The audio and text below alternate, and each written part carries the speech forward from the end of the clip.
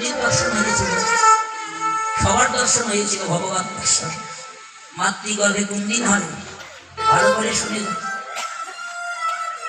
যেদিন শুভ সন্ধিক্ষণ দেখে মায়ের শাক দেয়া হয়, শাক ভক্ষণ হয় না, কথাটা ভালো করে শোনেন। সেদিন জীবাত্মা আর পরমাত্মা সাক্ষাৎ হয়। জীবাত্মা হচ্ছে জীব সত্তা আর পরমাত্মা হচ্ছে ভগবান। মাতৃ জঠরে দর্শন দিয়েছিল। এই যে মায়ের কারণে সন্তান দরকার, কথাটা ভালো করে শোনেন। আপনাদের এলাকায় স্বাদ হয় না? স্বাদ হয়? দেন না মায়েদের? স্বাদ দেন না? একবার দেবেন না।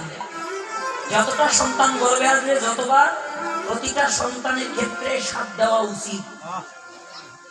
বলতে পারেন কেন? তাহলে শাস্ত্র মিথ্যা হয়ে যাবে। প্রতিটা জীবকে ভগবান মাতৃ জঠরে দর্শন দিয়েছিলেন।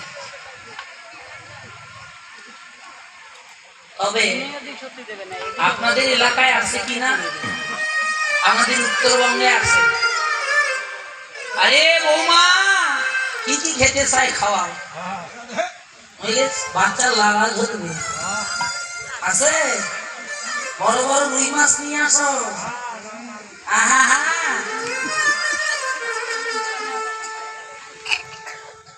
কষি খাসির মাংস। ইমান কথাটা ভালো করে শুনেন, শুনতে খারাপ লাগতেছে। আচ্ছা, আজকে নিজের বিবেককে প্রশ্ন করুন তো, যেদিন ভগবানের সাক্ষাৎ জীবাত্মার পরমাত্মার সাথে, ভগবান যেখানে আসবে সেই ভাণ্ডটা যদি অপবিত্র হয়, ওই সন্তানকে দিয়ে পৃথিবীতে আপনার অধর্ম ছাড়া আর কিছু হবে না। লিখে নেন কথাটা, 120% গ্যারান্টি দিয়ে গেলাম আমি সুবল কিশোর। তাহলে উচিত কি ওই দিন, এই যে কথাটা ভালো করে শোনেন, স্বাদ দাও। এই স্বাদ, এই জগতের সবচেয়ে স্বাদ বস্তু কি? সেটা হলো ভগবত প্রসাদ। এর উপরে আর স্বাদ কিছু নাই।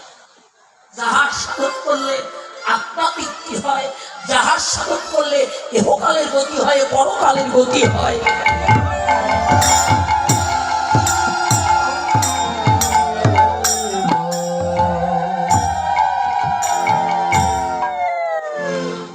আর যদি ব্যতিক্রম হয়ে যায়, ওই সন্তান আর পশুর মধ্যে পার্থক্য থাকবে না।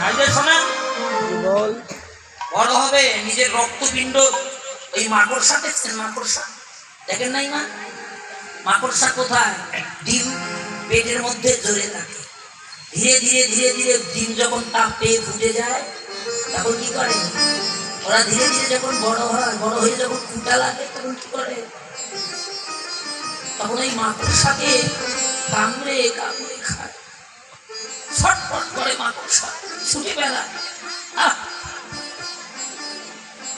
এই কষ্টে যন্ত্রণায় ছটফট করে।